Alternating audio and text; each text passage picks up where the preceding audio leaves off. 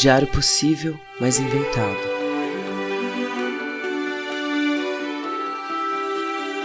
Data: o dia seguinte.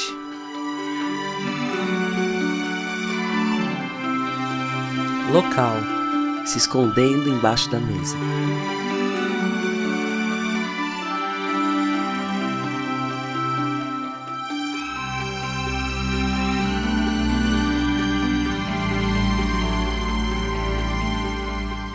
Então eu tô dormindo, sem roupa, sem coberta, numa noite quente. Daí eu acordo sentindo que algo tá subindo pelas minhas pernas, fazendo cócegas com as suas patinhas. Aí eu chacoalho a perna um pouco, sem ainda acordar plenamente. Mais um pouco, outra sacudida, e o bicho não vai embora, já tá chegando nas coxas. E aí quando eu olho, é uma barata.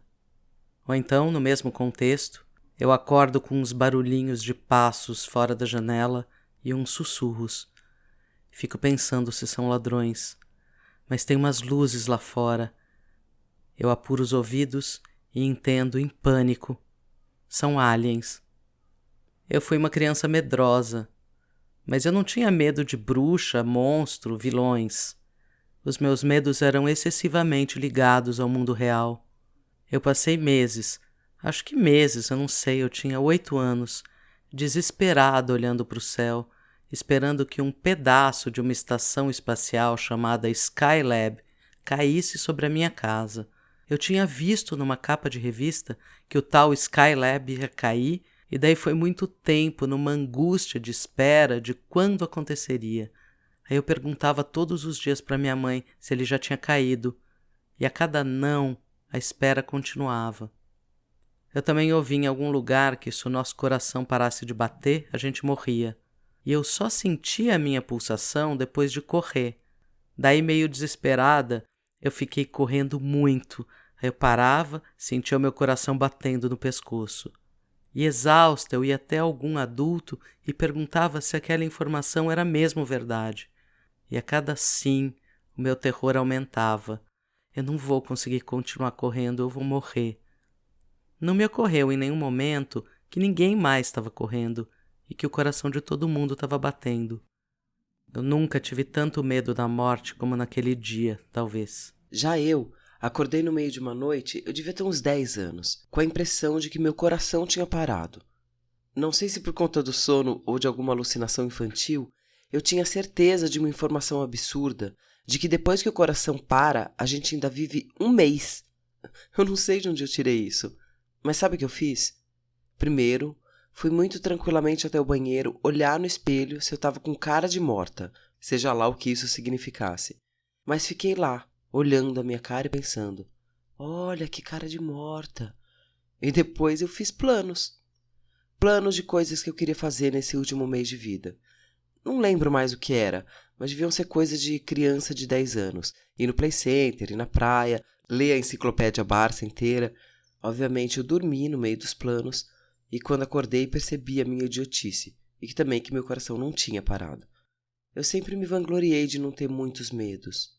Os medos comuns e banais, tipo barata, cobra, tirando um pouco de medo de sapo, que morar no meio do mato fez melhorar muito e que hoje nem é medo direito, é um certo nojo meio histérico.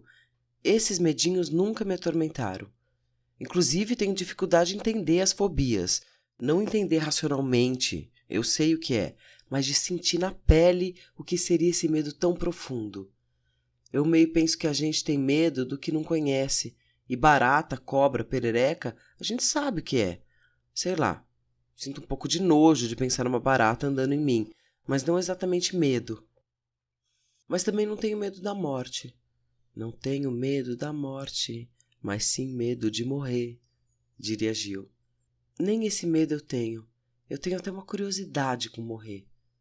Também não tenho medo de aliens, nem de espírito, nem de aparições ou de fantasma. Minha avó paterna costumava dizer que tinha medo de vivo, não de morto. Mas por mais que eu não conheça a morte, não saiba o que tem depois, não tenho medo. Quando eu era criança, criada fora de um contexto religioso e, portanto, sem nenhum tipo de discurso de pós-morte, ou ainda discursos de morte sobre miçangas e reações químicas, eu não tinha medo de ter alguma coisa depois da morte, mesmo que fosse punição. Eu tinha medo de não ter nada. Lembro de ficar horas pensando qual seria a sensação de não ter sensação nenhuma. Fechava os olhos e pensava, então vai ser assim, um vazio, tudo preto, sem nada, e eu não vou sentir nada. Um dia percebi, no meio dessa viagem, de olhos fechados, que nem isso seria, porque não teria eu para pensar nisso. Pensar que eu não estou pensando, que isso já era um pensamento. Isso me atormentava um pouco, mas hoje eu perdi o interesse nesse pensamento. Acho que já mencionei isso. Não tenho essa ansiedade sobre o pós-morte. Quando morrer, ou eu descubro o que eu tenho depois, ou não vou estar lá para nem ter medo, nem ansiedade, nem nenhum pensamento sobre. Mas o fato de eu não ter medo de espírito, fantasma, coisas sobrenaturais, não quer dizer também que eu goste de filme de terror. Para mim, isso nem é filme de medo, é filme de susto. Fica lá tocando uma trilha bem de suspense e de repente uma mão pega na perna da mocinha, a música dá um pulo. Isso não dá medo, dá susto. E eu nunca vou entender o conceito de ver um filme para tomar susto. Não é uma emoção que me atrai. Eu também tinha medo de pula-pula de parque, de noivas e de perna de pau. E de cortar o cabelo, porque eu achava que ia doer. Olha só como o mundo dá voltas. Eu tinha medo que os meus irmãos caíssem na cachoeira em Poços de Caldas. E um pouco mais tarde, eu tive medo de uma guerra nuclear. Eu confesso que eu ainda tenho. Depois de assistir um filme chamado The Day After, quem passa esse filme para uma criança de 11 anos? Eu só ficava alerta, esperando o momento em que os jornais anunciariam que Estados Unidos ou União Soviética teriam lançado as suas bombas. Fantasiei 1000 vezes como eu estaria nesse momento final. Eu queria estar perto dos meus pais, não na escola, nem na aula de inglês. Eu queria fechar os olhos para não ver o flash e o cogumelo fatal. Eu também notei, com o passar do tempo, que os medos entraram todos em caixinhas. O medo de cinema, como o de aliens ou naves espaciais pousando perto de mim. O medo desfeito em segundos pela razão com um cálculo de probabilidade. O medo dos abandonos, que é o medo que eu tratei no divã e que eu ainda preciso remexer mais porque ele aparece todo dia de surpresa. O medo de noticiário, que foi aos poucos se transformando em raiva ou tristeza pela humanidade. Tu tens um medo, acabar. Não vês que acabas todo dia, que morres no amor, na tristeza, na dúvida, no desejo, que te renovas todo dia no amor, na tristeza, na dúvida, no desejo, que é sempre outro, que é sempre o mesmo, que morrerás por idades imensas até não teres medo de morrer, e então serás eterno. Eu acho que eu sou uma pessoa meio tediosa com medo. Eu tenho medo pontual, sabe?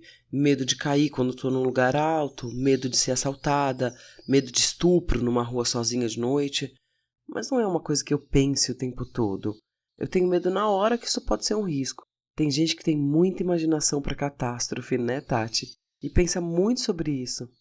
Sabe?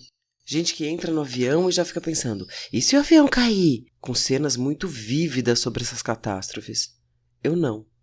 Impressionantemente, minha imaginação, tão fértil para tanta coisa, vira um deserto seco quando se trata de medos.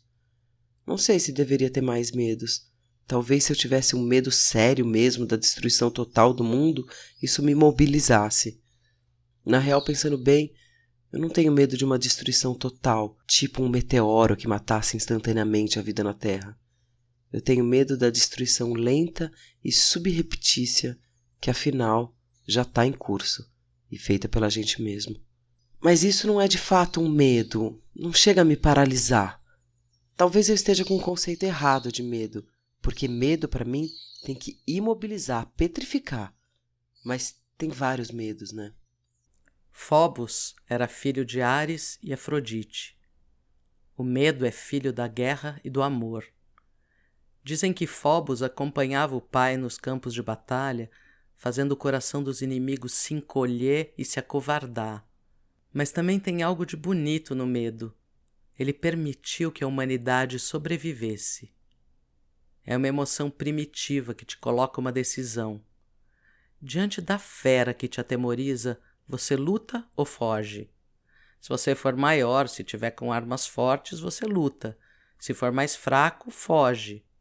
Se você não tem medo, todo esse cálculo não se faz e tem enorme chance de você morrer na briga. E assim aos poucos a espécie se acabar, e que eu acho que é mais ou menos o que a gente está vivendo agora. Nossa espécie perdeu o medo e justamente por isso está condenada. Está justamente naquela vibe de eu sou igual aos deuses e comprou uma briga com um adversário mortal.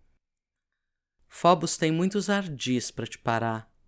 Então o medo não paralisa necessariamente. Ele quer paralisar, esse é o objetivo.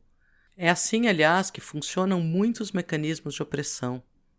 A igreja e o medo de um inferno fabricado. O Estado e o medo da perseguição, punição e morte. A medicina e o seu medo da loucura, da doença e da velhice. A escola e o medo da repreensão, das notas, da reprovação. E os perigos que provocam medo mudam a cada época, e alguns continuam iguais há milênios. O diabo, a mulher, a peste, a guerra, a fome, o outro, o desconhecido. É o desconhecido no final que nos dá medo. O que não sabemos, o rosto outro, o corpo outro, a cultura outra. E por isso também, pelo medo, que houve tanto desastre. Mas a reação ao perigo é biológica. O seu sangue vai para os grupos musculares maiores, braços, coxas, para que eles estejam prontos e fortes para lutar ou fugir. Por isso o medo te lança o movimento, aquela decisão. Se for ganhar, luta. Se vai perder, foge, se fortalece para a próxima. Paralisar definitivamente vai te levar a uma derrota. Mas mesmo eu, essa pessoa com medos tediosos e normais, passei 4 anos com medo e não passou totalmente. Medo de perder a fé na humanidade que eu tenho e talvez medo de perder a própria humanidade, a nossa gente em si e a minha humanidade. Tive medo de sucumbir ao ódio algumas vezes, medo dessa destruição lenta. E o medo, nesse caso, nem é do desconhecido, é o medo do que a gente já sabia, e quando a gente confirma que aconteceu o que a gente temia, é ainda pior. Medo da impotência perante tudo, de se sentir tão pequena perante uma destruição tão severa. Acho que é isso. Eu, essa pessoa com medos banais e completamente tediosos, tenho medo de não ter feito o suficiente, de ver aos poucos populações e etnias em colapso e não ter feito nada. E medo tem esse aspecto de dementador, de sugador das nossas forças. Congresso Internacional do Medo. Provisoriamente não cantaremos o amor que se refugiou mais abaixo dos subterrâneos. Cantaremos o medo que esteriliza os abraços. Não cantaremos o ódio porque esse não existe. Existe apenas o medo, nosso pai e nosso companheiro. O medo grande dos sertões, dos mares, dos desertos. O medo dos soldados, o medo das mães, o medo das igrejas. Cantaremos o medo dos ditadores, o medo dos democratas. Cantaremos o medo da morte e o medo de depois da morte. E depois morreremos de medo e sobre nossos túmulos nascerão flores amarelas e medrosas. E agora que em parte esse medo passou, não passou total, a gente sabe disso. Acho que nas nossas vidas esse medo sempre vai estar aqui. E acho isso bom, como alerta. Mesmo eu tendo feito algo, do meu tamanho, do meu jeito, tenho medo de não ter sido bastante. Tenho medo de confirmar que a gente estava certo. A destruição era fato. E nem era tão lenta, nem era burrice. Era método. Era descaso. Era crueldade. E quando eu penso nisso, subitamente o medo passa. Não sei se passa, acho que não passa, mas se transforma em raiva, em indignação, Essas emoções me são mais claras. Com essas eu tenho um longo trato. E elas são um caminho para algo que me parece oposto ao medo.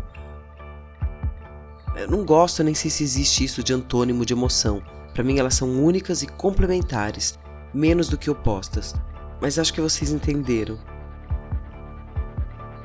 Me vem a energia de uma raiva que não destrói, mas estanca a tormenta e constrói.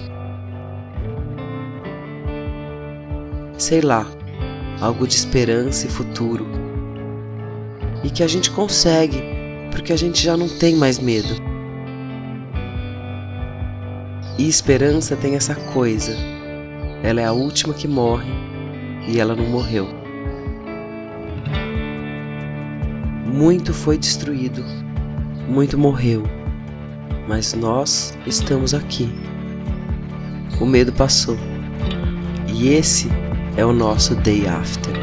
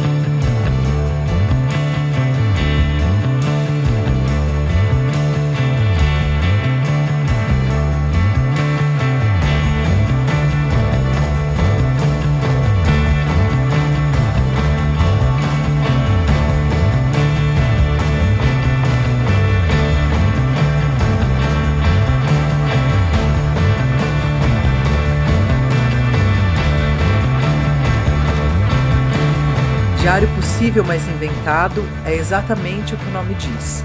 Um diário que seria possível, mas é inventado. Se você quiser contribuir com o nosso projeto, você pode mandar um pix de qualquer valor para anarocha.2x@gmail.com.